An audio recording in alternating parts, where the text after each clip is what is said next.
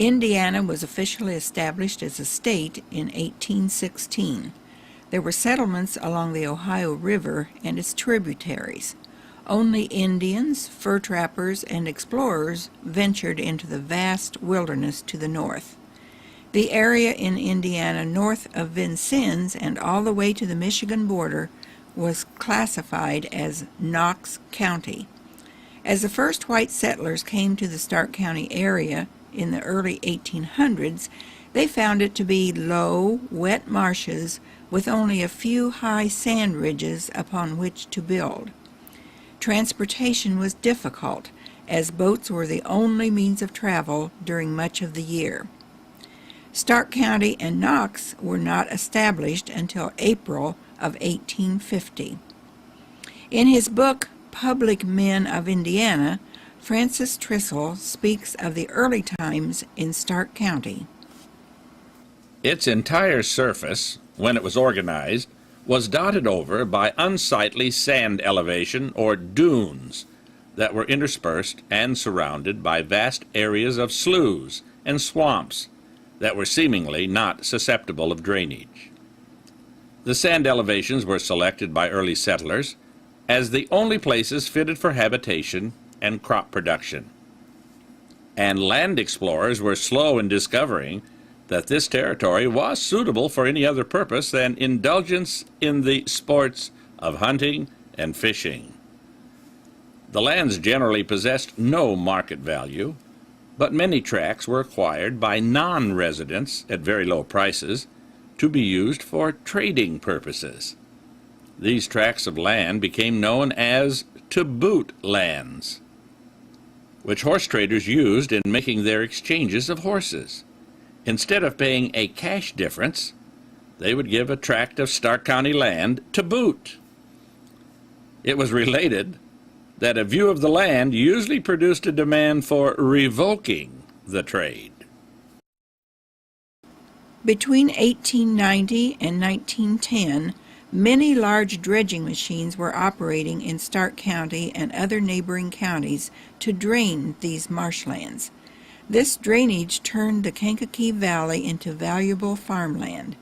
Roads were built and the county grew, but with the loss of one of the largest marshlands in the world. During the early years of Starke County, the railroads played an important part in the development of the county. The railroads often shipped game and livestock to Chicago and Marche to the east for packing of glass products. They brought game hunters from Chicago, Pittsburgh, and even Europe to hunt in the Great Kankakee Marsh. Most of the towns in the county sprang up on a rail line. The first railroad through Starke County was built in 1852 and ran north and south through Culvertown, now Sanpierre, eventually connecting Michigan City to Louisville, Kentucky.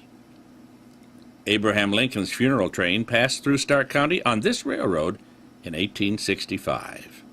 All of the other railroads in the county were built after the Civil War.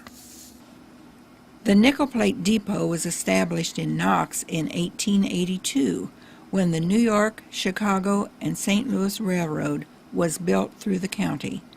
It was used as a passenger station until 1965 and as a freight station until 1984.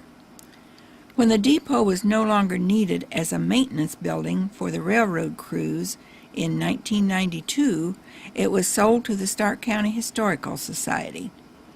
Because the railroad would not allow the society to restore the depot at their location, the depot was moved north 1/2 mile to the site of the abandoned New York Central railroad tracks, now called Gateway. It is the only remaining depot in the county. although the Hoosier Valley Railroad Museum in North Judson has constructed a new old depot at their complex. The Gateway area contains approximately 3 acres, just south of the Yellow River Bridge on U.S. Highway 35 at the north edge of Knox. It is adjacent to the city park and has a walking trail 3/4 of a mile long from the depot under U.S. 35 near the Yellow River Dam, through the park, to the 1915 Rochester Pony Truss Bridge at the end of Main Street, that is said to be the only one left in Indiana. The Starke County Tourism Commission and the Starke County Chamber of Commerce now have offices in the restored Knox Nickel Plate Depot. To the west of the old Nickel Plate Depot, the Welcome Center is the Watchman's Tower. It was built in 1927 and was staffed 24 hours a day. A buzzer in the tower would alert the watchman that a train was approaching. He then would turn on crossing flashers for the 4 main intersections in Knox, cautioning pedestrians and cars of the oncoming train. These crossings now have automated guard flashers. To the north of the depot is a nickel plate signal tower and a 1970 caboose. When the Nickel Plate Depot was moved to the Gateway location on the north side of Knox, it needed extensive renovation. Several grants were obtained, and dozens of people gave money and time and material to this community project. We hope you enjoy your visit to Starke County.